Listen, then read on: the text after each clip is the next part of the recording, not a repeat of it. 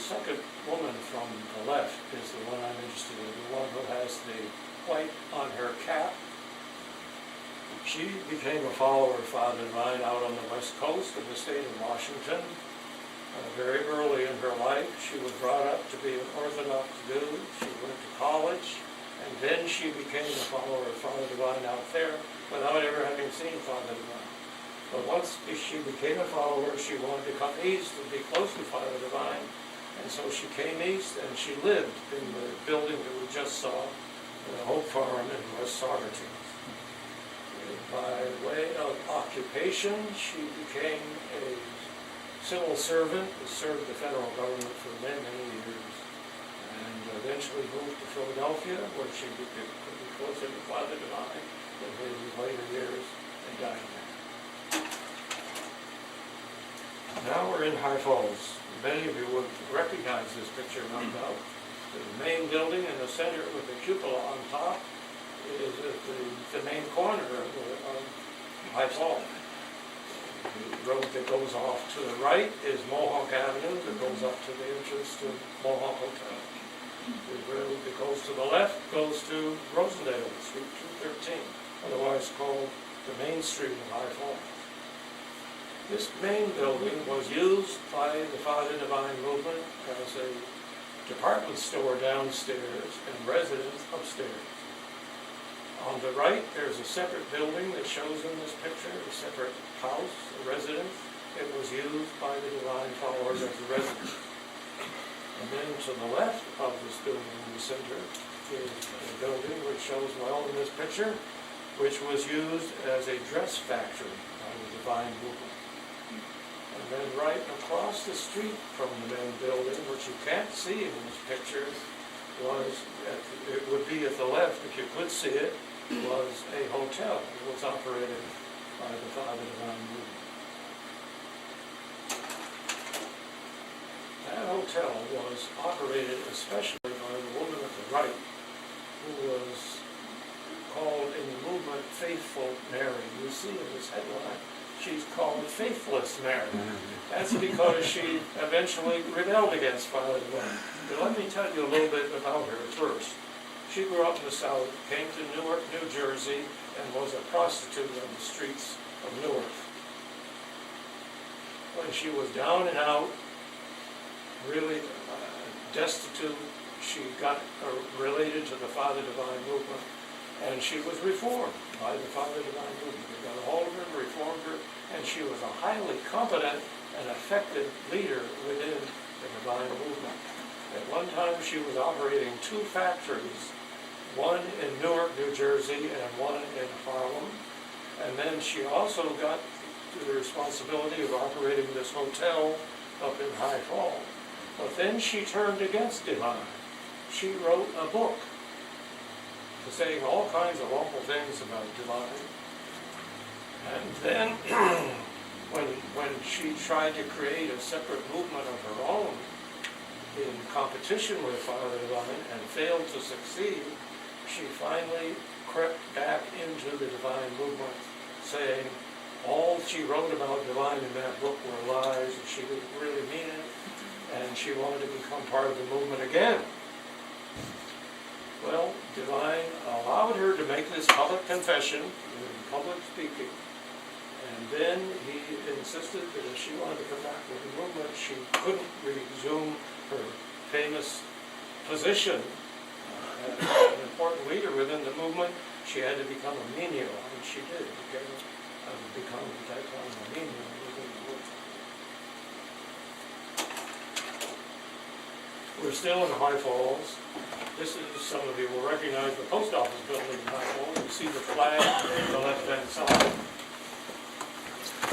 This building was used by Divine followers as a bakery, where they sold things down below, and a residence up above.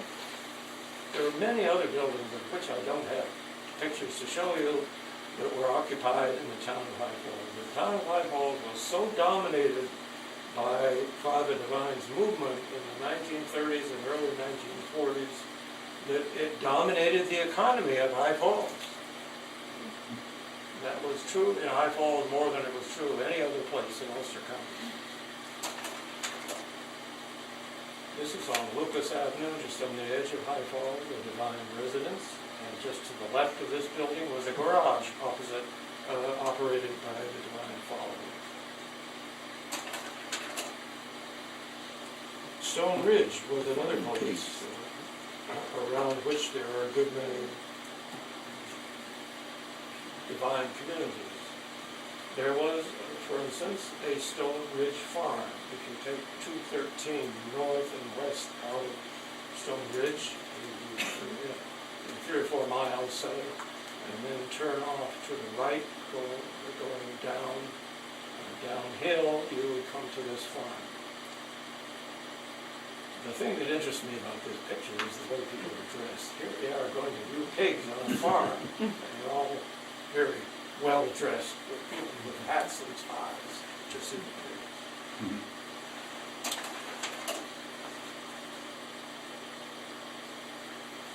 The Divine movement had a good many possessions west of Stone Ridge, west of High Falls, all the way out well into the Catskill Mountains. This is a resort. It's called Sampsonville Resort. It was really quite a bit west of Sampsonville, up in the mountains. And here's Father Divine holding a riding horse that was used by the people who went to this resort. What was the name of the resort again? Sampsonville, it was called. That's what they call it. There's a town called Sampsonville. Right. This was outside of the town, perhaps 10 or 12 miles up in the mountains beyond Sampsonville. Actually where it was. But that's what they called it, Sampsonville. Now we're at Crum Elbow. This is in the town of Lloyd, not very far from Highland, overlooking the Hudson River. This is the main house on a very large, grand estate. And it happens that it overlooks the Hudson right opposite FDR's house. So that from FDR's house, you could see this house. From this house, you could see FDR's. The person who sold this estate to the Valley Divine community may have done so with a certain malicious pleasure. He did so because he hated Roosevelt, as many people did in Roosevelt's time. And he hoped that Roosevelt would be annoyed by having blacks move into his neighborhood. But from Father Divine's point of view, the magnificent thing about obtaining this Grand Crum Elbow estate was that he was helping to integrate the neighborhood of the President of the United States. That's the way he chose to look at it. Didn't he have a boathouse right up down the river there too? Excuse me? Didn't he have a boathouse right on that river? Right. I bet. I'm going to show you a boathouse. Yeah. This is the Crum Elbow boathouse, not the President's boathouse. No. This is the Crum Elbow boathouse on the left. A warehouse with the Divine slogan, peace. They taught nonviolence, remember? They advocated peace. And in the middle, a dock for Hudson River steamboats. Good sized steamboats could dock here. It was very deep, right in front of the dock. This was a grand estate. It's hard to conceive. It's something over 700 acres, probably, a huge affair. It reached all the way from the Hudson River, which you see here, across about a mile across the Route 9W, which you're all familiar with, on the other side. And this is a picture of 9W in the Divine times with buildings that belonged to the Divine movement on both sides of the road. Some were used for selling gasoline, some for selling meals to the public, some for housing tourists along the highway.